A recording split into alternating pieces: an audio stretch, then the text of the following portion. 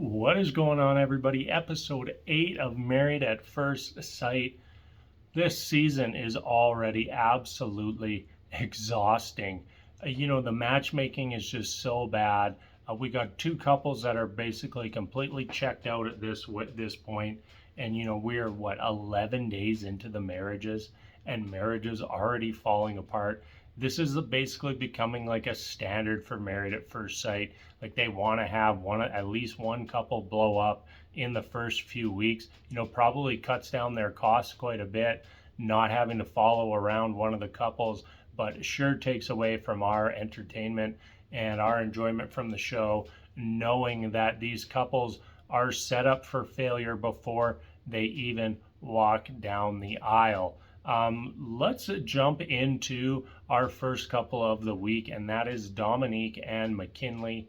Absolute disaster. Dominique completely checked out of this relationship. McKinley isn't far behind. He's putting a vague effort forward while Dominique isn't even putting forward the bare minimum. It's really sad to see that they're not even willing to try, especially on Dominique's side. We're very quickly learning that if you're an old soul, what that actually means is that you are a pouty baby.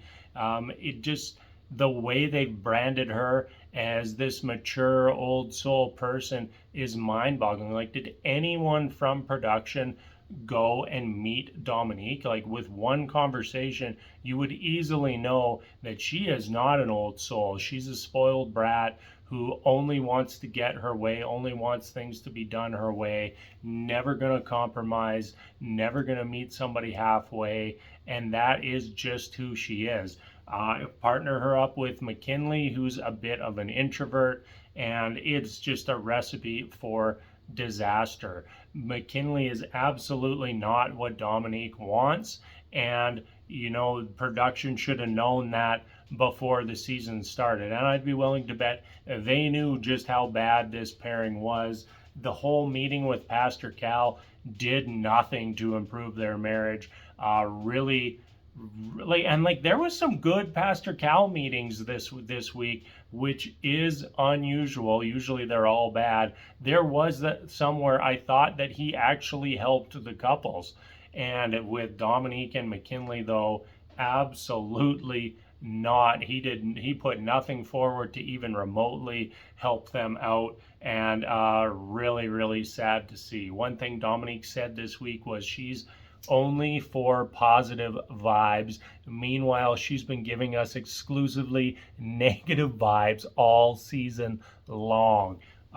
Little bit of a hypocrite there, and if you didn't guess it, I am not on Team Dominique. I think that she is a very shallow person, and the sooner that she is off of my TV screen, the better. Next up, let's jump over to Gina and Clint. Clint, he is more into Hank, who is Gina's dog, than he is Gina. I think that's very clear at this point. Things have not gone well for them. They both very much offended each other on the honeymoon, and they're just not going to move past that. Very clear that Gina has no intention of leaving that conversation in the past, no intention of forgiving Clint, no intention of giving him a second chance. She's decided she's not moving in, and they're just not going to work. If Gina is married to her job, like it seems like she is, and she has Hank, how is she supposed to have any time for Clint when they don't live with each other? I think the only time that they're going to get to spend together would have been those evenings after work, while instead Gina has decided that her job is more important than trying to make her marriage work. And said before that we're not going to take sides in the fight. Well, we didn't take sides in the fight, but now we're in the post-fight era, and we're going to take a side here, because Clint has tried to apologize. Maybe his apology last week was not very good. He's still apologizing to her. Meanwhile, Gina is trying to justify offending Clint. justify that what she said was not offensive. If you say something, no matter what it is, and somebody says that's offensive, guess what? That's offensive to them. That is just how it is. You offended somebody. Maybe you might not feel like apologizing for what you said, but still, you offended that person, and you can't unoffend them by just ignoring it or just doubling down, tripling down on what you said. She just keeps repeating the same things over and over to Clint as if they're going to become less offensive, and they're just not. And on top of that, it's very clear Gina has fully checked out of this relationship. I don't see much in their future. If Clint wants to see her, he's going to have to go to her salon and get a haircut moving forward. I did appreciate that Pastor Cal called Gina on them not moving in. Was very much appreciated, because often, we'll just let these things slide. We'll let these things fester, when in reality, like, if you want these couples to succeed, you need that intervention immediately. Like Gina and Clint, they needed an expert to intervene in Jamaica. They needed somebody there to sit them down and talk with them after they'd both gone and offended each other. Sit down with them, explain the situation, and move forward. And very clearly, Gina was going to refuse to move forward. And this couple is done. Next up, we have Jasmine and Airris. Those were some cute puppies. Those might be the cutest puppies in Married at First Sight history. And if we want to go ahead and replace all scenes with Airris with just clips of those puppies, it would be greatly appreciated. So there was a little blurb that popped up on screen that seemed to go without mention, and that was Jasmine's parents' house. So we went to go see where Jasmine lives, and we went to Jasmine's parents' house. So previously, when McKinley or Dominique went to see where McKinley lived, and he lived in his friend's parents' house, it was this huge deal. And now we go to Jasmine's parents' house, which we're led to believe is where she lives. No issue. Weird how that works. Very weird. So it wasn't the living conditions that were the problem. It was the person having the problem with the living conditions, because it was no red flag for Airris, even though he's trying to convince us that whatever he said on the honeymoon, in Jasmine's eyes, he's a 12. In his eyes, Jasmine's a 4. When we all own eyes, we've all seen them and know that Jasmine is way out of his league. In any non-Married at First Sight situation, there is no way that a guy that looks like Airris is ever gonna get with a chick that looks like Jasmine. It's just, they're not on the same playing field. And Airris is just continues to tell us that he's not attracted to her, when very clearly she's a very attractive woman. Even Pastor Cal said, like, can you at least appreciate that she's attractive? And like immediately he was like, oh yeah. So I feel like there's something else going on here, and maybe it could be something like, let's say Airris hooked up with one of Jasmine's friends like 2 weeks before they got married.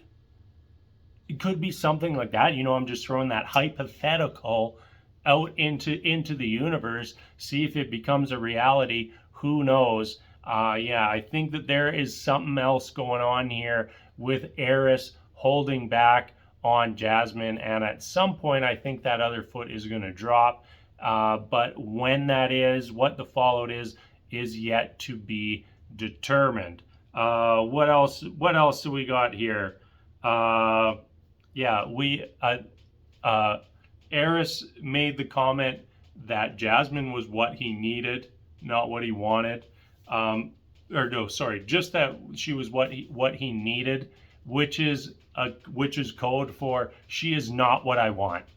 And we've heard that line over and over on this show. And at this point, we know how to decipher that secret text. Next up, let's jump over to Kirsten and Shaquille. Kirsten, you're not a minimalist. That is not minimalism. You just don't have stuff. You just don't have stuff, period. Like she had didn't we see like her computer and her phone just like lay on the floor? Like nobody does that. It's not a thing. That's not minimalism. Minimalism is having like sleek, unobtrusive furniture, like not having clutter everywhere. This is just a case of you just don't want to have stuff in your home. And that's okay. Don't call yourself a minimalist. Whatever. That's a little side tangent. Kirsten thinks that they do not have chemistry. We've been watching. There's chemistry there between Shaquille and Kirsten. Absolutely. What Kirsten is lacking is attraction to Shaquille. That is the missing piece here, is she's not attracted to him. They absolutely have chemistry. We see those little moments where, if you didn't know, you would just assume that they were a couple, just the way that they behave around each other. So the thing holding them back is her attraction for him. And now we just have to wait and see if that's something she can overcome, or if that will be the roadblock that ends this marriage. Lastly, we've got Nicole and Chris. Was very happy to see the dog introduction go very well. I had some dog information backwards there. I thought that Nicole had 2 dogs and Chris had 1 dog, but it's the other way around. Chris has 2 dogs and Nicole has the 1. The 3 dogs, they seemed like they were great together, very chill dogs. And I kind of feel like if you're a dog owner, if your dogs are going to mesh with other dogs. And like, we have 2 dogs and we know those dogs aren't going to mesh with other dogs. We would never bring another dog in. We don't even have our friends bring other dogs in, because our 2 little dash hounds will go after the dog no matter what size it is. And that's not good for anybody. But I feel like all 3 were just calm, chill dogs. They're going to be good around other dogs. And I was glad to see that. The lease thing. One, they probably don't need to be talking about this early in the process. And 2, I think that you got to dive in. I think you got to jump in. You don't want to be renewing your leases so that you continue to have separate apartments. I think that is potentially a negative long term. Like, after the show ends, you don't want to go back to just living your life. Like, we've seen that in couples where after the show ends, they go back and just start living their own lives, and eventually they just end up getting divorced. You've had this crash course in a relationship. You've said you want to be with that person, and then the first thing you do is not be with that person. Very strange to me, and hopefully that this changes, and at least one of them decides to cancel their lease before decision day, because I think that these 2 are going to be a yes on decision day, and I don't want anything to hinder them as they move forward. Pastor Cal addressed that. Thought that was great. Also appreciated Pastor Cal addressing Nicole. Well, what he addressed was Nicole asking what Chris would say on decision day every day. We've also seen her ask, "Do you love me?" And basically Pastor Cal saying like, yeah, that's all fine and good when you're on the mountaintop, but when you're down in a valley or after you've had a fight, somebody saying no to that question in that moment when really they're just having a bad moment could have lasting impact on the relationship, and you should remove that from the equation. I thought that was good advice. Can't believe that I'm saying an expert on the show gave somebody good advice, but it happened. We all saw it. So let's appreciate it because it's a rarity on this show. Yeah, I think that's going to be where we end for this week. As always, everybody, thank you so much for watching. I'm out.